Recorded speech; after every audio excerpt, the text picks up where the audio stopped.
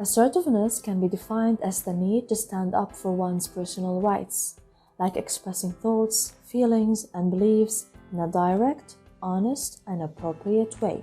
Assertiveness is also about knowing our own rights as individuals. This includes having the right to ask for what we want and need, the right to make choices, the right to say no, and the right to be our own person and accept ourselves for what we are, including our imperfections. When you act assertively, you communicate better and command more respect. This can improve your work experiences, social and personal relationships. However, assertive behavior should not be confused with aggressiveness, because the latter lacks respect for the personal boundaries and opinions of others. Prepare a pen and a paper for this test. Answer each question or statement by choosing one of the three responses that is most applicable to you. A new work colleague who you have only known for 2 weeks approaches you and asks to borrow $100. What would you do under such circumstances? A. Lend him the money, even if I had serious doubts about the situation. B. I would refuse to lend him the money. C. Perhaps lend him the money on this occasion.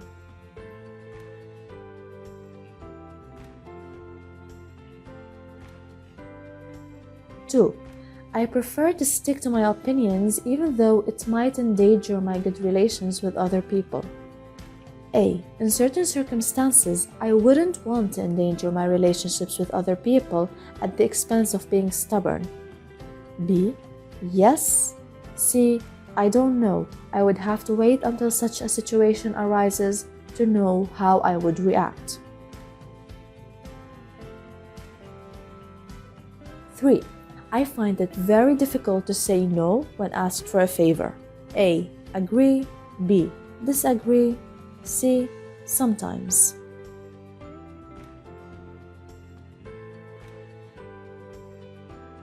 4. Do you consider communication to be one of your strong points? A. No. B. Yes. C.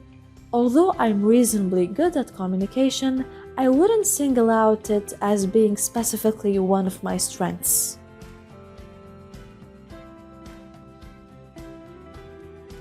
5. I tend to look up to and admire people in authority. A. Yes. B. No. C. On occasion.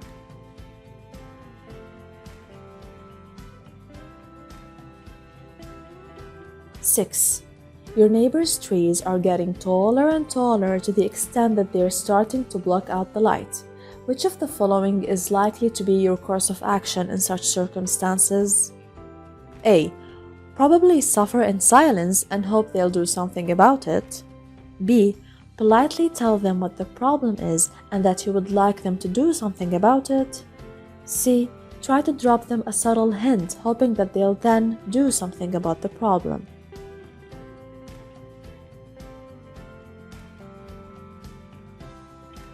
7. You telephone someone and there is an answering machine. What would you be most likely to do? A. Probably not leave a message, but try phoning them later. B. Leave a message to let the person know that you have phoned and ask them if they would please phone you back when they return. C. Leave a message and say that you will phone them back later unless they want to phone you on their return.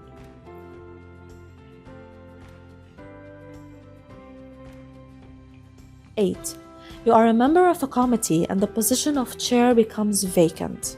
Which of the following is most likely to be your course of action? A. Not seek the position of chair even if asked. B. Seek the position of chair and drop a hint or suggestion to someone that they propose you. C. Only consider running for chair if asked.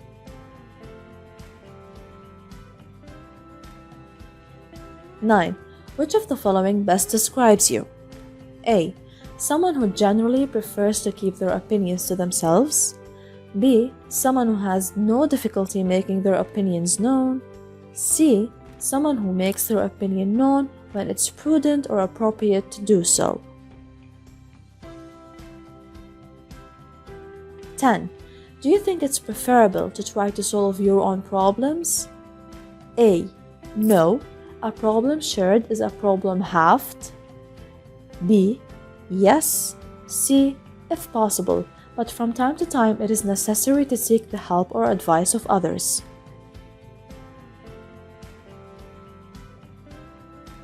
11. Do you accept yourself for who you are? A. Not always. It is sometimes necessary to seek the guidance of others in order to change yourself for the better. B. Yes. C. To a certain extent, but it is reassuring when other people accept me.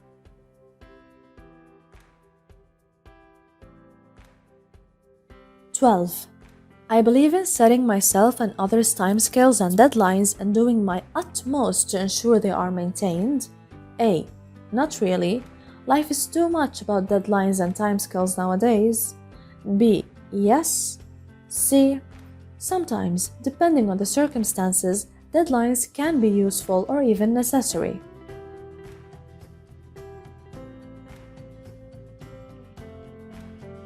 13. You buy an appliance that develops a fault within the guarantee period. On reporting this to the shop where you made the purchase, they ask you to contact the manufacturer. What would you do under these circumstances? A. Contact the manufacturer as requested. B. Tell the shop that it is their responsibility to rectify the problem. C. Maybe express some annoyance, but contact the manufacturer if that is the only way to get the fault rectified.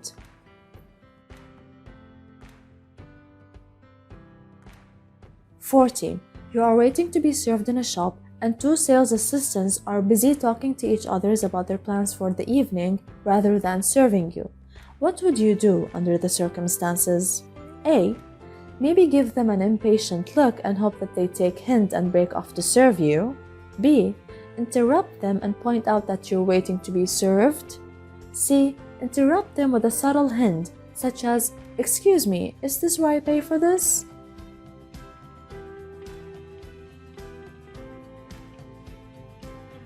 15. Which of the following words best describe you? A. Reliable. B. Determined. C. Fair.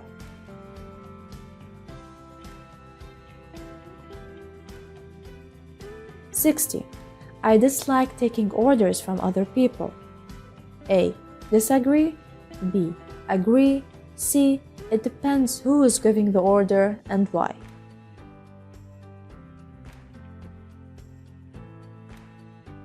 17. You are passed over for promotion at work. Which of the following is most likely to be your reaction? A. Hope that you might have better luck next time. B. Tell your boss that you're disappointed and make it clear that you expect to be in line for future promotion. C. Ask your boss why you were passed over and what you can possibly do to put yourself in line for future promotion.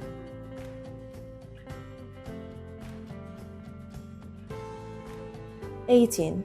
It is in my nature to assume responsibility for my own actions. A. I prefer to take advice, especially before taking any actions that have important ramifications. B. Yes. C. Not sure. It depends on the circumstances.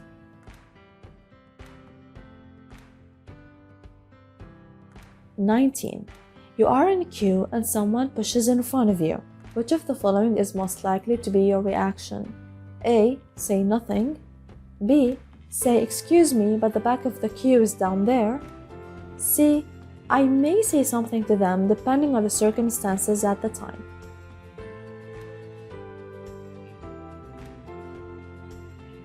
20.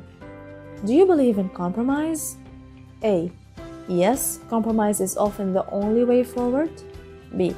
Not if it means giving in to demands that I consider unreasonable or that I strongly disagree with. C. Sometimes, when all other avenues have been explored, some degree of compromise is necessary.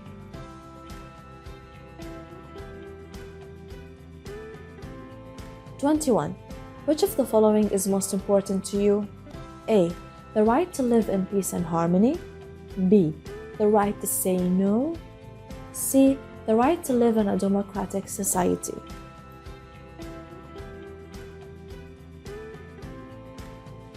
(22) With which of the following are you most likely to start a sentence? A. I feel that. B. I would like to suggest. C. I am given to understand.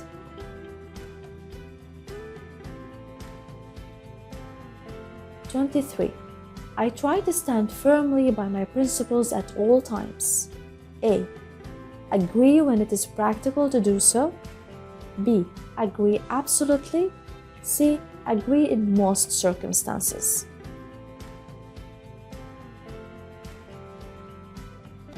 (24) What do you think is the most effective way of winning an argument? A. Be prepared to acknowledge some, if not all, of the other party's points of view. B. Stick to the points you believe in. C. Let the other party have their say before putting forward your counter-arguments.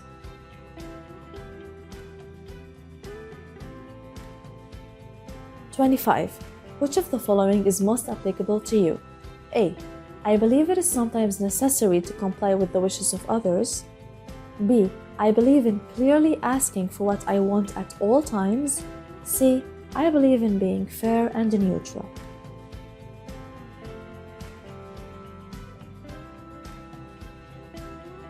Award yourself 2 points for every A, 1 point for every C, and 0 points for every B.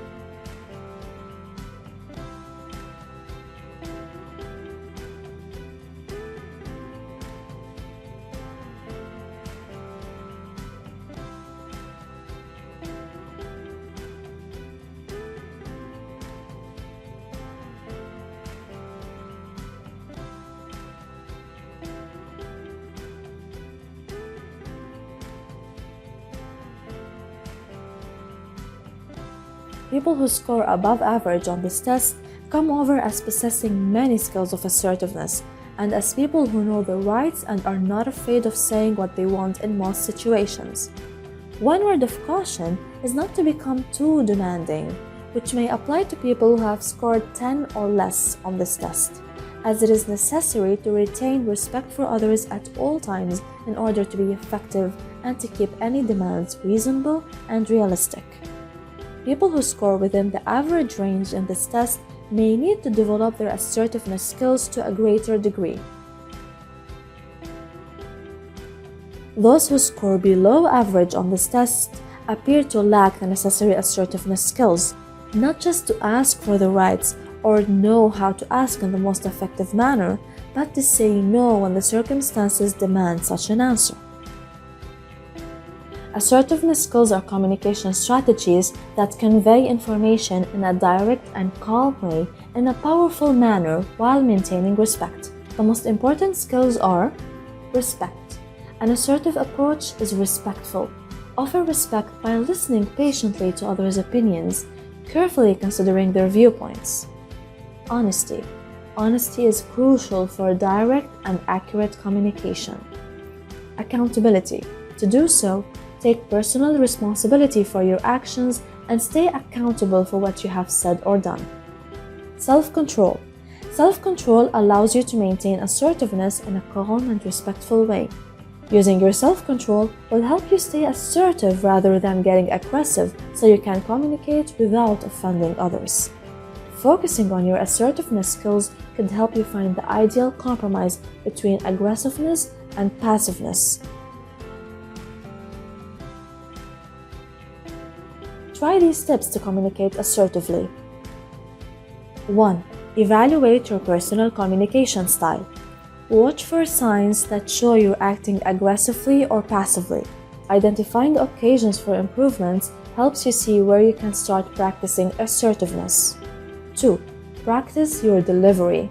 Script important communications ahead of time and practice with a friend or a coworker to make sure your message is direct and respectful. 3. Use confident body language. Make eye contact with the person you're speaking to. Stand straight and keep your arms at your side rather than crossed on your chest. 4. Maintain control of your emotions. Practice breathing and keeping your voice stable. Stay calm during conflicts. As a result of applying basic assertiveness skills, you will feel better about yourself, recognize what you want, have the ability to say what you want, feel confident about handling conflict if and when it occurs, and not leave ourselves vulnerable to manipulation by others.